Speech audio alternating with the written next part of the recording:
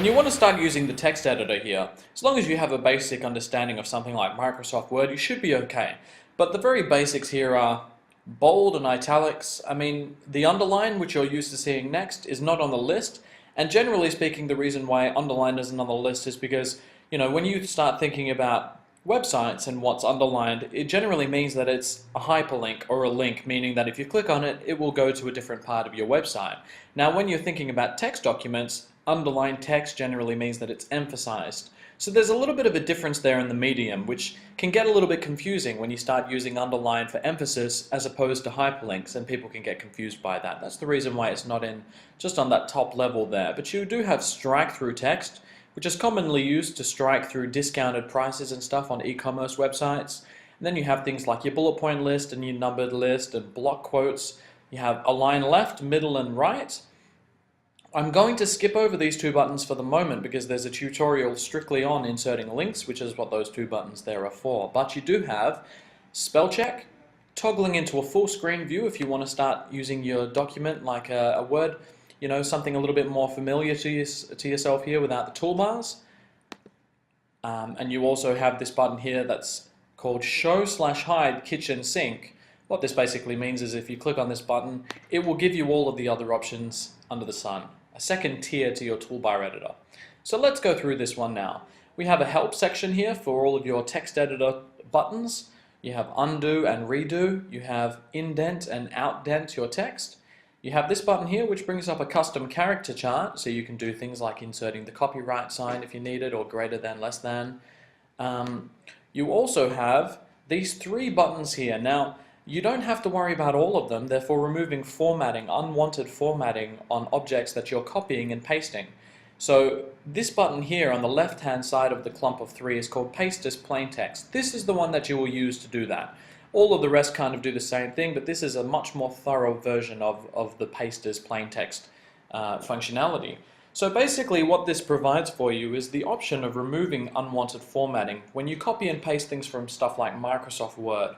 Generally, just to give you a little bit of an overview of what happens here is, if you copy and paste something from Word into this text editor, it doesn't just copy across the text, but it also copies across all the formatting. So let's say that your website is all in Arial, but you've copied and pasted from Microsoft Word, and that Word document was all in Times New Roman. You might find that when you update your page and you go to your website and you have a look at the changes, that all of the text is in Times New Roman because you copied and pasted it from Microsoft Word. That's fundamentally because all of the formatting came across with it. And in order to get around that, you use this button here, Paste as Plain Text. So all you do is you click on this button once, and what it does is brings up this little window here that says, use Ctrl+V on your keyboard to paste the text into the window. So you copy from Word, and you paste into this window here, and then when you insert, you don't get any of that formatting. It just puts in the text, which is a beautiful thing. You can see that further along this toolbar you have the ability to change the text color. So you can do that if you want to. We advise against it, but if you want to change the color of your text, that is there for you, along with the underline. Now, I already went into why the underline is a bad idea, but if you wanted to do that, you can. The reason why changing the font color is a bad idea is because generally with all websites there's this thing called a style guide that's attached to the page which dictates how everything is going to look. Now, if you understand that logic and you're applying text colors to your style guide where everything on your page is supposed to look blue and instead you've made it red, it can go against your branding and identity, which kind of gives you a bit more of a diluted version of your brand. So the way to go about keeping it all uniform but having differences in weights and fonts and that kind of thing is by using this drop-down menu on the left-hand side, which is called the Format drop-down menu.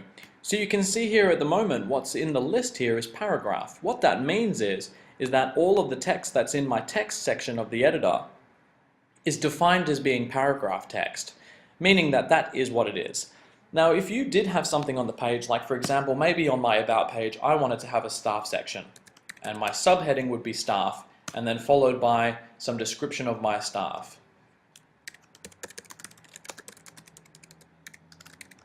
Spelling. So if I wanted to make the staff subheading here look different to all of my paragraph text, what I can do is I can go up to the top to my Format drop-down menu, And I can drop that down, and you can see that out of the list there is address pre-formatted, and then you have a series of headings. The headings are the ones that you'll predominantly use from this drop-down list. Now generally how this works is that you have heading 1, 2, 3, 4, 5, 6, and you can see that they get smaller as they go. So that same logic applies. So if I pick out a heading 3, for example, you can see that this text now is slightly bigger and bolder. More importantly though, if I update this page and then go and check out the changes, that text will be uniform to all of the other text. And that's how you get a nice look to all of your website. Another thing to keep in mind is that those headings 1 through 6 don't just change the look and the style of the object, it also changes the importance on the page. So for example, when SEO goes through, when Google goes through your website and takes down all of the information from your page, it knows that a heading 1 is more important than a heading 2, and a heading 2 is more important than a heading 3, and so on and so forth. So you're able to create a hierarchy of information on your page using the headings there. And if you were to break up your page, just so that you have a bit more of a context to apply that logic to, your logo would be a heading 1, because that's the most important thing on the page, followed by the page title, which is a heading 2, and then subheadings below that are heading 3, and so on and so forth. If you can keep that in mind when building your website and all of your content, you can get a very good markup, which will agree very nicely when you do get crawled from the search engines for information. There are some other little things that you can keep in mind when formatting your text, like if you hit the enter button, it will give you a new paragraph, while if you hit shift enter, it will give you a single line break.